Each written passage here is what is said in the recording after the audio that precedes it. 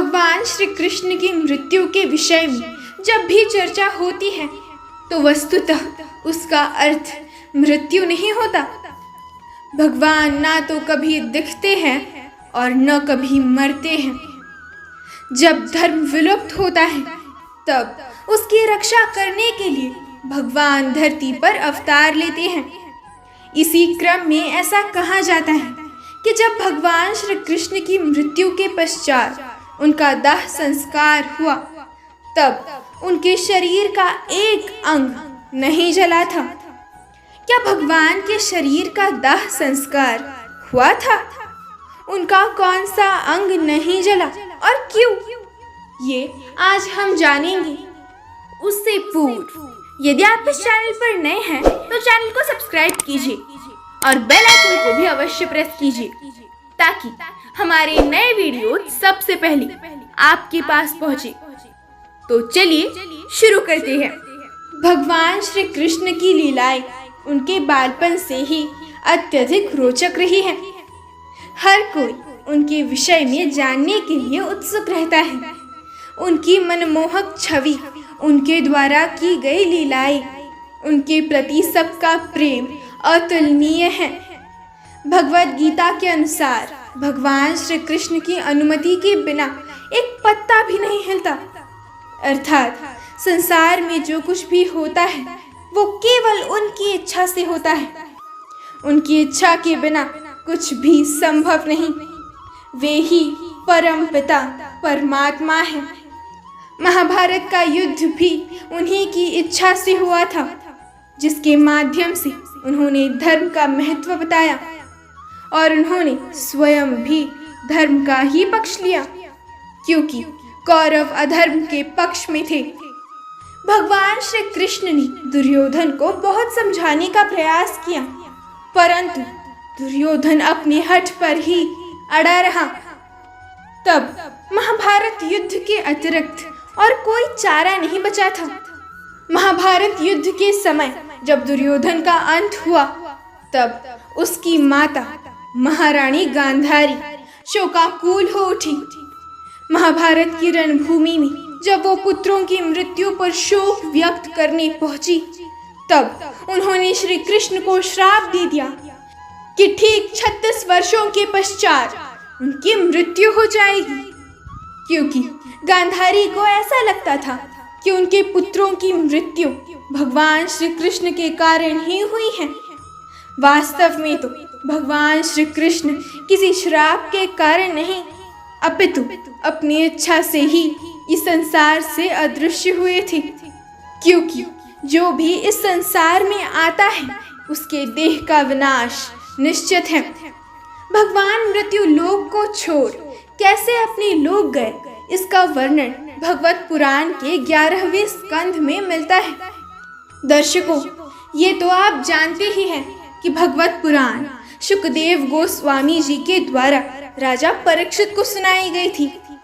11वें स्कंध में शुकदेव जी ने परीक्षित महाराज से कहा है कि भगवान श्री कृष्ण ने विचार किया कि यदुवंश अभी भी पृथ्वी पर है और पूर्णतया मुझ पर आश्रित है। यदुवंश के लोग धन, जनबल, घोड़े आदि के माध्यम से बलशाली हैं और पृथ्वी पर अपनी मनमानी कर रहे हैं। यहाँ तक कि देवता आदि भी उन्हें पराजित नहीं कर सकते। इसीलिए मुझे यदुवंश में आपस में ही कलह उत्पन्न करना होगा। उसके पश्चात ही मैं अपने धाम वापस जाऊंगा। ऐसा विचार करके भगवान ने एक लीला रचाई। आइए इसे विस्तार में जानते हैं। भगवान कृष्ण द्वारका नगरी के राजा थे।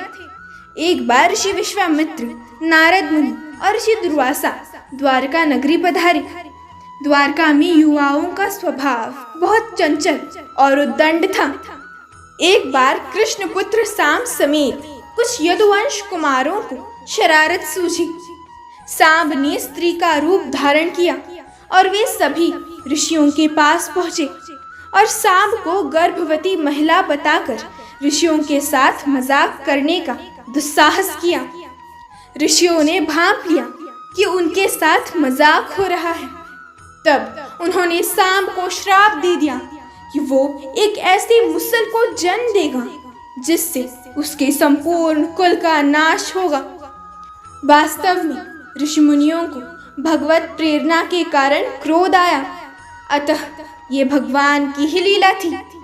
इस प्रकार के महापुरुष भगवान की लीला में सहयोग करते हैं, इसीलिए मृत्यु लोक में निवास करके यहाँ के लोगों के समान ही व्यवहार करते हैं।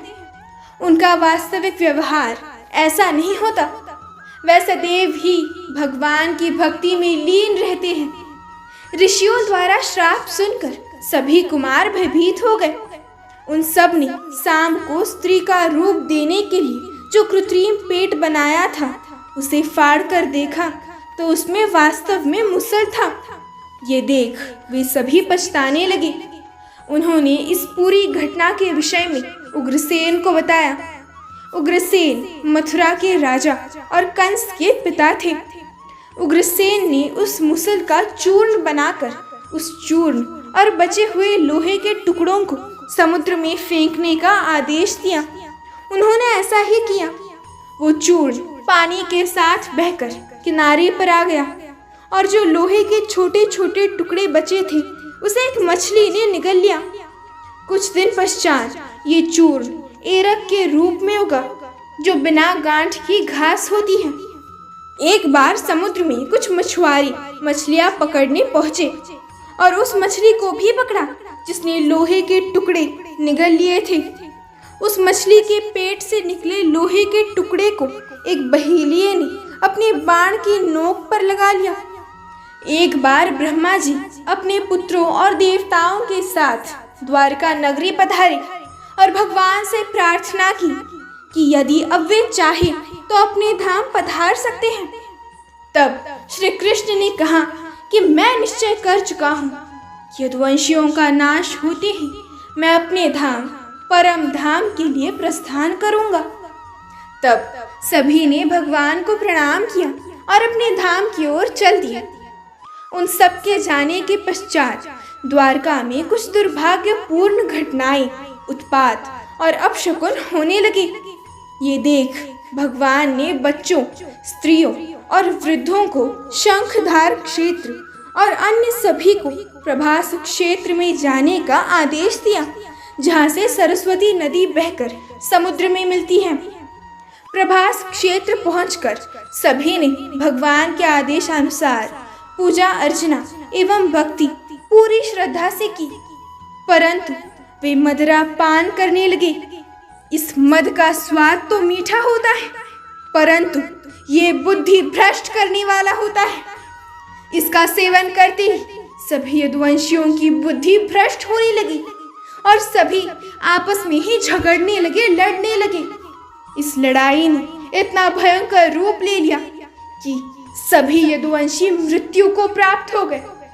इस प्रकार भगवान श्री कृष्ण का उद्देश्य पूर्ण हुआ। इस घटना के पश्चात बलराम दाऊ नदी के तट पर चिंतन में लीन हो गए और ध्यान में रहकर ही भौतिक शरीर को त्याग दिया।